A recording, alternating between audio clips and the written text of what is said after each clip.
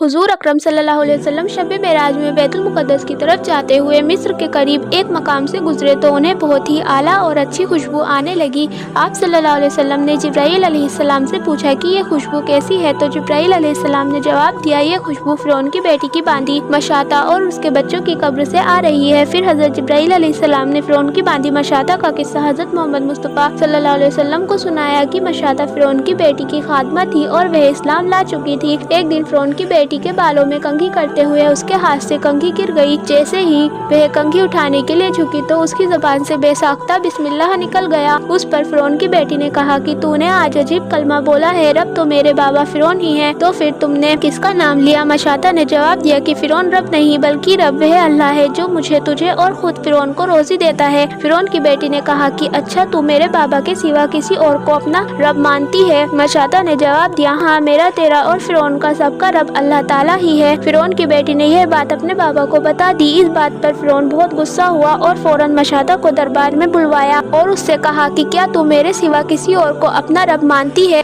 उसने जवाब दिया, मेरा और तेरा रब अल्लाह ताला ही है जो बुलंदियों और बुजुर्गी वाला है। मशाता की बात सुनकर फ़िरौन ने हुक्म दिया कि एक बड़ी देग में तेल खौलाया जाए और जब वह बिल्कुल गर्म हो जाए तो उसके बच्चों को एक एक करके उसमें डाल दिया जाए और आखिर में बांदी को भी उसी में डाल दिया जाए। जब देग गर्म हो गई तो फ़िरौन ने हुक्म दिया कि उसके बच्चों को एक एक करके उसमें डालना शुरू करो। इस पर मशाता ने कहा कि मेरे और मेरे बच्चों की हड्डियों को एक ही जगह डाल देना। फ़िरौन ने कहा कि हमें यह मंजूर है क्योंकि तेरे कुछ हुकूक हमारे जिम्मे हैं। इसके बाद उसकी दोनों बेटियों को उसकी आंखों के सामने ही खोलते देग में डाल दिया गया। फिर सबसे छोटे बच्चे की बारी आई जो माँ की गोद में लेटा हुआ था। जब फ़िरौन के नौकरों ने उसे घसीटना शुरू किया तो मशाता की आंखों के सामने अंधेरा छा गया। उसी वक्त अल्लाह पाक ने उस बेजुबान बच्चे को ज़बान दे दी। उस बच्चे ने कहा, अम्मा जान, अफसोस ना करो, हक पर जान देना सबसे बड़ी नेकी है। फिर मशाता को सब्र आ गया और उस बच्चे को भी आग में डाल दिया गया और आखिर में मशाता को भी इसी आग में जलाकर मार दिया गया। यह खुशबू उसी के जन्नती महल से आ रही है और कयामत तक आती रहेगी।